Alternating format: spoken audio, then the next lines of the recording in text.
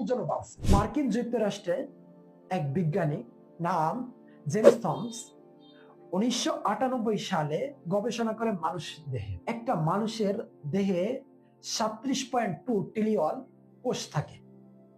এই 37.2 ট্রিলিয়ন কোষের মধ্যে সব থেকে বেস্ট, সব থেকে ভালো এবং স্পেশালি একটা কোষ, সেই কোষটা হলো স্টেম সেল।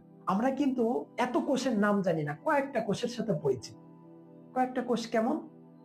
যেমন আমরা জানি নিউরন। নিউরনের কাজ হলো অনুভূতি বা সংরক্ষণ করা, তথ্য সংরক্ষণ করা। এবং 2 নম্বরে আমরা জানি হলো স্কিন সেল, যা স্কিনের ধুলা বালি এটা থেকে সংরক্ষণ করে। তৃতীয়তে আমরা যেটা হলো শ্বেত রক্তকণিকা। এই শ্বেত রক্তকণিকাটা আমাদের কি করে? রোগ প্রতিরোধের ক্ষমতা রাখে। কয়েকটা কোষের আমরা নাম জানি, যে 37.2 ট্রিলিয়ন যে কোষ আছে, এই কোষের মধ্যে আল্লাহ তাআলা